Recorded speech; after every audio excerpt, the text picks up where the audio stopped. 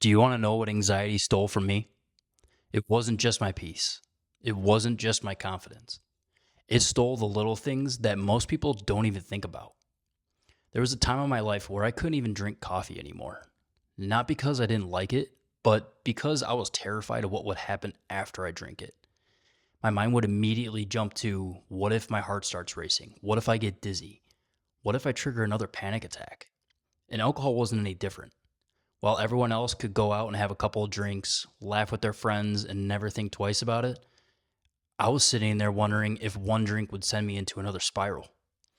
Looking back now, it almost sounds ridiculous. But if you've lived with anxiety, you know it doesn't feel ridiculous. It feels real. It feels like you're protecting yourself.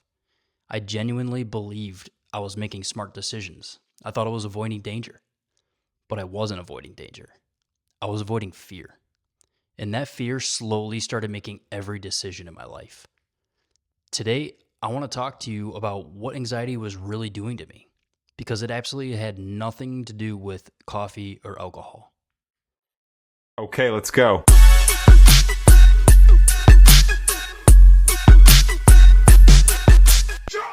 What's going on, everyone? Welcome back to Anxious to Alpha. If you're new here, my mission is simple: to help men stop surviving anxiety and start taking their lives back. Today, we're wrapping up Pillar 5. Throughout this pillar, we've talked about caffeine, we've talked about alcohol, we talked about how they affect your nervous system. But today isn't really about either one of those. It's about what anxiety convinces us to believe and how those beliefs quietly start controlling our lives. When my anxiety first started, I became obsessed with trying to figure out what was causing it. Every symptom had to mean something. Every headache, every skipped heartbeat, every dizzy spell, every little ache. Every sensation became evidence in my mind that something had to be wrong.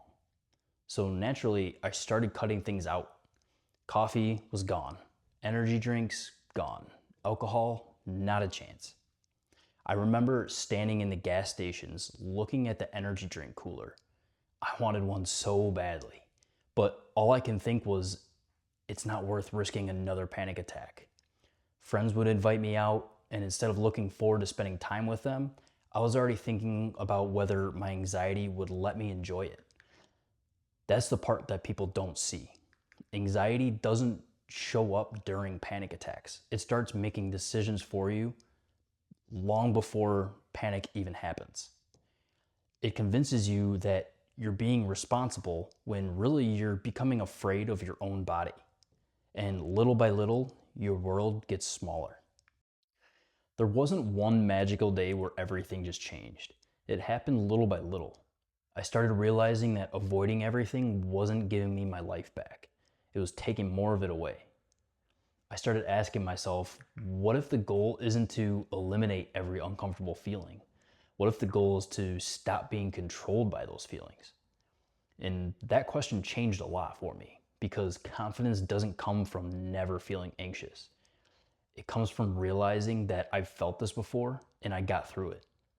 Every small victory builds trust. Not trust in caffeine or alcohol, but trust in yourself. So if you're watching this today, I don't want you to walk away thinking that I need to force myself to drink coffee. That's not the point. I don't want you forcing yourself to drink alcohol either. The goal isn't caffeine or alcohol. The goal is freedom. Freedom to make decisions because you want to, not because fear made them for you. If caffeine genuinely makes your anxiety worse, it's okay to avoid it. If alcohol makes you not feel your best, it's okay to skip it. But ask yourself this question: am I making this decision because it aligns with my values and my health, or because anxiety convinced me that I'm incapable of handling what might happen afterwards? That's an important difference, because recovery isn't about proving you're fearless. It's about slowly taking your decisions back from fear. You might have experienced something similar. Maybe you've Googled, can coffee cause panic attacks? Maybe you switched to decaf or quit caffeine completely. Maybe your friends ask you why you never drink anymore, and you tell them, I just don't feel like it. But deep down, that's not really why. You're afraid. You're afraid that your heart will race, or you'll feel lightheaded, or you'll lose control. You're afraid that you'll end up in another panic attack. If that's you, I want you to know something.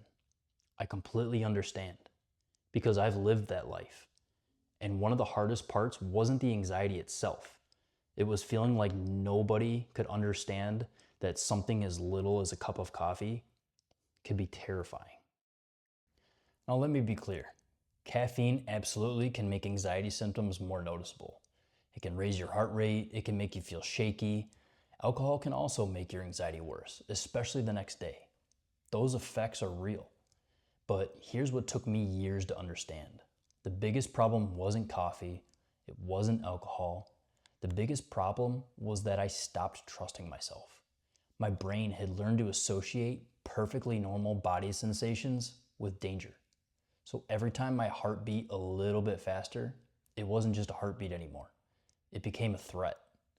Every sensation became something to analyze, something to Google, something to fear. And that's exhausting because your brain believes that you're fragile. It starts trying to protect you from everything. Don't drink that. Don't exercise too hard. Don't travel. Don't go too far from home.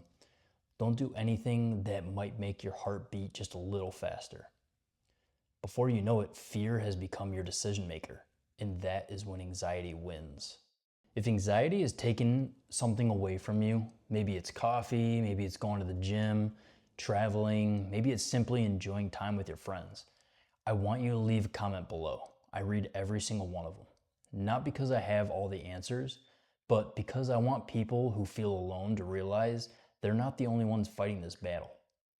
Next week, we begin pillar number 6. And in my opinion, it's one of the most important pillars in the entire course because we're going to be talking about the one thing that quietly keeps anxiety alive: avoidance. Until then, remember, if you control your mind, you control your life. I'll see you next week.